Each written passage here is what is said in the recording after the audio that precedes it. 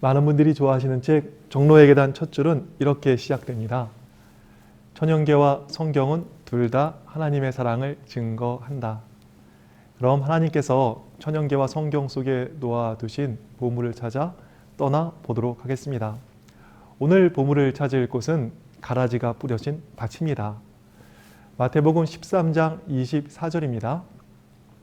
예수께서 그들 앞에 또 비유를 들어 이르시되 천국은 좋은 씨를 제 밭에 뿌린 사람과 같으니 사람들이 잘 때 그 원수가 와서 곡식 가운데 가라지를 덧붙이고 갔더니, 가라지는 헬라어로 지자니온이라고 부르는데 이것을 번역하면 독보리 이렇게 부를 수도 있겠습니다. 가라지는 높이가 60cm에서 또 큰 거는 1m까지 자라는데요. 지자니온은 이 포화풀과 식물 중에 유일하게 독이 있는 식물이라고 합니다. 그것은 가라지에 독이 있는 것이 아니라 가라지에 기생하는 균에게 마취 성분이 있다고 합니다. 그 마취 성분을 알칼로이드라고 하는데, 그래서 가라지를 잘못 먹으면 구토, 설사, 현기증이 일어난다고 합니다. 그런데 이 가라지가 자랄 때에는 곡식이랑 잘 구분이 안 되는 것입니다. 수확 때가 되어야 곡식이랑 잘 구분이 되는 것입니다.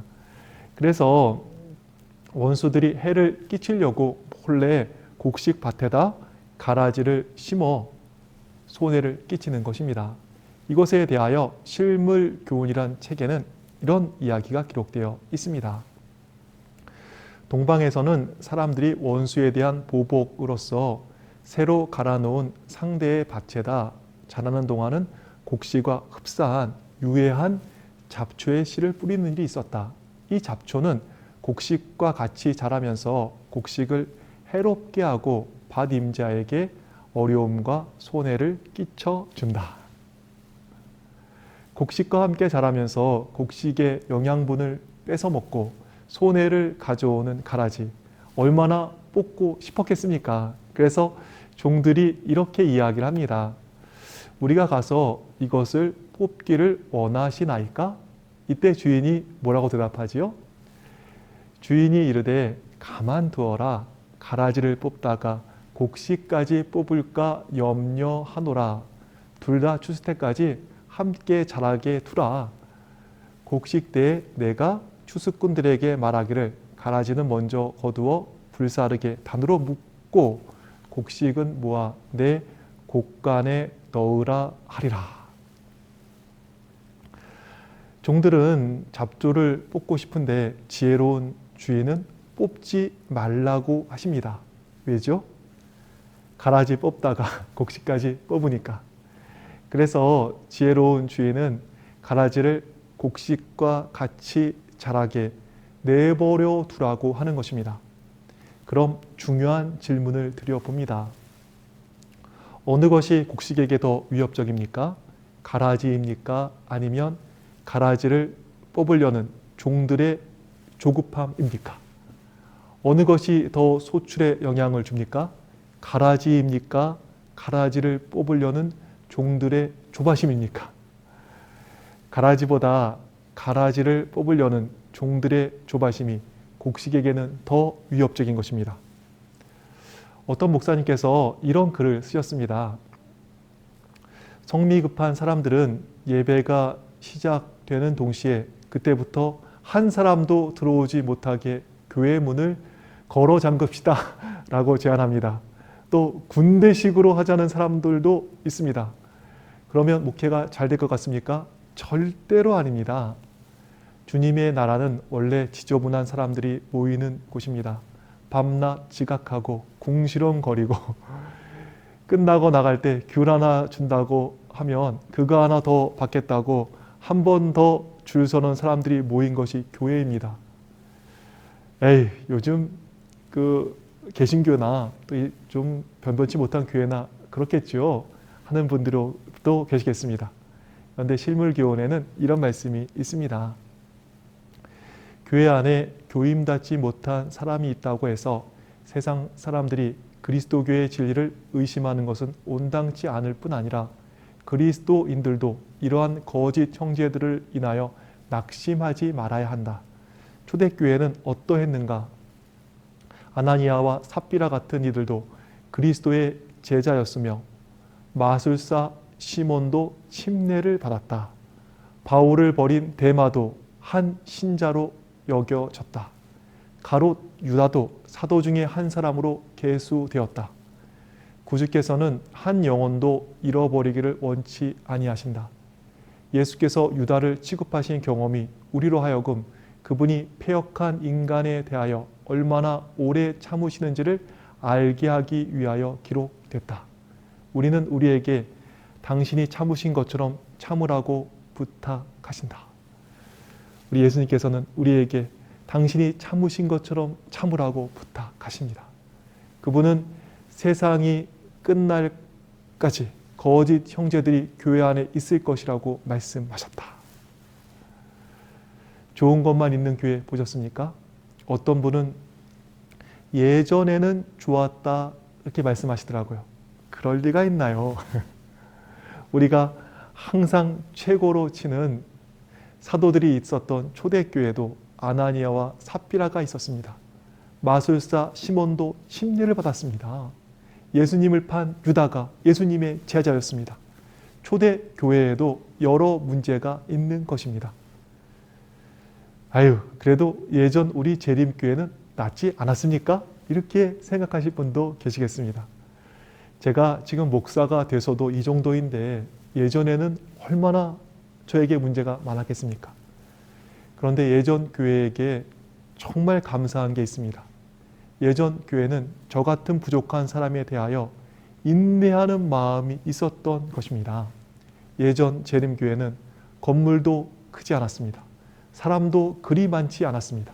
그런데 저 같은 부족한 사람이 교인이었던 예전 재림교회는 저 같은 사람에 대하여 오래 참아주는 마음이 있었던 것입니다. 저 같은 부족한 사람에게 오래 참아주는 그 예수님의 마음이 예전 재림교회에 있었던 것입니다. 그래서 제가 지금까지 신앙생활을 할 수 있었고 또 목사까지 된 것입니다. 그럼 지금 우리에게 필요한 것은 무엇일까요? 가라지를 찾아내는, 문제를 찾아내는 분별력? 아니면 가라지를 뽑는 결단력? 예수님께서 반역하는 제자에게 오래 참으셨듯 한심스러운 가라지에 대해 오래 참는 우리 예수님의 마음이 우리에게 필요한 것입니다. 꼭 기억했으면 좋겠습니다. 가라지는 제거의 대상이 아니라 인내의 대상입니다. 그리고 꼭 기억했으면 좋겠습니다. 곡식에게 더 위협적인 것은 가라지가 아니라 가라지를 뽑으려는 종들의 조급함인 것입니다. 조급한 내가, 교회의 모습이 이게 뭐냐고 하는 내가 가장 큰 문제일 수 있는 것입니다. 조급한 마음으로 문제를 해결하려고 하는 내가 주의 농원에는 오히려 가장 큰 부담일 수 있는 것입니다. 마음에 안 드는 문제, 마음에 안 드는 사람, 예수님의 마음으로 인내하고 또 인내하는 우리 모두가 되기를 간절히 바랍니다. 이제 저는 한 이야기를 하고 마치도록 하겠습니다. 며칠 전 창조 세계 지도자 교육이 제주도에서 있었습니다. 그곳에 제가 참석을 하게 되었는데요. 거기서 숲을 공부하게 되었습니다. 숲에는 뭐가 있을까요? 숲에는 정원에는 안심을 정말 이름도 이상한 나무가 있었습니다. 누린내 나는 누리장 나무가 있는 것입니다. 정말 고기 굽는 것 같은 누린내가 나는 거예요. 거기에 이름 모를 잡목들이 숲에는 가득했습니다. 그런데 그런 나무들이, 그런 별본치 않은 나무들이 있으니까 어떻게 되어요? 송축이는 솔잎을 먹는다고 합니다. 누에는 뭘 먹지요? 뽕잎을 먹습니다. 벌레마다 이 먹는 나무가 다른데 다양한 나무들이 있으니까 다양한 벌레들이 숲에 있는 것입니다. 그 덕분에 숲은 다양한 벌레를 먹는 다양한 새가 와서 정말 아름다운 노래를 들려주고 생명력 넘치는 그러한 곳으로 변모되는 것을 보게 되었습니다. 숲에는 별 볼 일 없는 나무뿐 아니라 썩은 나무도 있었습니다. 그런데 썩은 나무가 놀라운 역할을 하는 것을 알게 되었습니다. 동물들의 30%가 이 썩은 나무에서 산다는 거예요. 그 썩은 나무가 없으면 30%의 동물이 집 없이 살게 되는 것입니다. 산에는 바위가 있습니다. 그런데 그 바위에 판근이라고 나무 뿌리가 이 바위를 감싸고 있었습니다. 이 바위를 이 나무가 감싸고 있기에 어떻게 되었지요? 이 나무가 잘 넘어가지도 않고 또 바위를 덮은 이끼 덕분에 수분도 잘 공급을 받게 되는 것입니다. 바위가 나쁜 줄 알았는데 나무에게 큰 도움이 되는 것입니다. 또 숲에는 동물들이 싼 똥이 있었습니다. 그런데 그 배설물이 숲속 나무에 중요한 영양분이 되는 것입니다. 숲은 내 마음에 안 드는 이상한 것이 있었습니다. 당장에는 왜 이런 것이 있을까 하는 것들이 숲에는 있었습니다. 그런데 이름 없는 나무들, 바위들, 또 동물들 배설물, 또 썩은 나무까지 이상하게 생각되었던 것들이 숲을 더욱 생명력 넘치는 곳으로 풍성하게 만드는 것을 보게 된 것입니다. 저희 교회 앞에는 정말 너무 좋은 정원이 있습니다. 새샘 그린 공원이 있고 또 교회 옆으로도 너무나 아름다운 정원이 있습니다. 그래서 작년에 사진을 제가 열심히 찍었습니다. 그런데 올해는 좀 시들한 거예요. 왜 그럴까요? 좋은 것만 있는 정원은 쉬 질리는 것입니다. 쉬 식상한 것입니다. 그런데 숲은 다릅니다. 이상한 것이 함께 어우러진 숲은 질리지 않습니다. 이상한 것이 있는 숲은 예상이 안 되고 이상한 것이 함께 있는 숲의 기능은 측정할 수 없을 만큼 그렇게 정말 큰 기능을 하고 우리에게 큰 유익을 주는 것입니다. 나쁜 거라고 버리고 없애고 좋은 것만 남겨둘 때 결국 뻔한 정원이 되는 것입니다. 우리는 인류의 생존에 더 큰 영향을 주는 숲이 되어야겠습니다. 그 깊이와 능력이 가늠이 안 되는 숲과 같은 교회, 숲과 같은 사람이 되어야겠습니다. 그러려면 당장에 안 좋게 보이는 것을 품을 줄 알아야겠습니다. 바위도 품고 배설물도 품고 정말 쓸모없어 보이는 이상한 나무도 품고 썩은 나무도 품을 줄 알아야 합니다. 그 안 좋은 것, 그 힘든 걸 품을 때 숲처럼 깊어지고 숲처럼 더 크게 쓰임을 받게 되는 것입니다. 좋은 교회는 어떤 교회일까요? 좋은 사람만 있고 좋은 일만 있는 교회가 좋은 교회가 아닙니다. 좋은 것만 있는 교회는 정원 같은 교회입니다. 얼마 되지 않아 시들하게 될 것입니다. 그런데 이상한 것도 또 불편한 것도 또 정말 터무니없는 정말 일을 하는 정말 괴상한 사람도 믿음으로 좀 품어보십시오. 숲과 같이 깊고 능력 있는 교회가 될 것입니다. 제가 숲을 보면서 교회에 대해서 생각이 많이 바뀌었습니다. 예전에는 좋은 것만 있는 교회가 좋은 교회인 줄 알았습니다. 그래서 좋은 것만 남기려고 애를 썼습니다. 그런데 진짜 좋은 교회는 어떤 교회입니까? 이상하게 보이는 사람까지 또 정말 커다란 문제까지 잘 품어내는 교회가 진짜 좋은 교회인 것입니다. 이상한 성도 또 여러 문제 있지만 그것까지 잘 품고 잘 감당하는 교회가 진짜 좋은 교회인 것입니다. 숲을 보며 생각하게 되었습니다.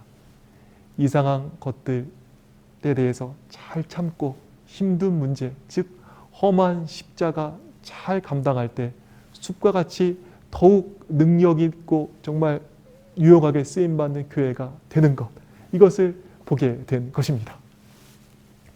마음에 맞는 좋은 사람하고만 신앙생활하는 정원 같은 교회가 아니라 이상한 것도 품어 숲과 같이 생명으로 더욱 풍성한 교회 되기를 바라겠습니다. 인생도 그런 것 같습니다. 예전에는 꽃길만 걷는 인생이 축복되다 이렇게 생각을 했습니다. 꽃길만 걷게 해주는 부모가 능력 있는 부모고 좋은 부모다 이렇게 생각을 했지요. 근데 아닌 것을 알게 되었습니다. 더욱 축복된 인생은 이상한 것 같지만 그것을 견디며 정말 헤쳐나가게 하는 것, 이것이 더욱 축복된 인생인 것입니다. 대통령 선거가 다가오고 있습니다. 대통령 후보들을 보십시오. 많은 후보들이 어려움 없는 꽃길의 인생이 아니라 어려움을 이겨낸 사람들입니다. 어려움을 견디고 이겨내니까 대통령 후보도 되는 것입니다. 문제 있다고 가라지 함부로 뽑아내면 안 되겠습니다. 가라지는 제거의 대상이 아니라 인내의 대상입니다. 가라지가 아니라 가라지를 뽑으려는 종들의 조급함이 소출에는 더 큰 악영향을 줍니다. 정원에 없는 이상한 것이 있어 생명으로 더욱 풍성한 숲이 되는 것입니다. 예수님의 마음으로 정말 이상한 사람, 또 정말 힘든 문제에 대해서 오래 참아 더욱 풍성한 열매를 거두는 주님의 종들 되시기를 바라며 오늘 말씀 마치도록 하겠습니다. 본 영상을 보시고 신앙 상담을 희망하시는 분은 화면의 전화번호로 연락 주시기 바랍니다.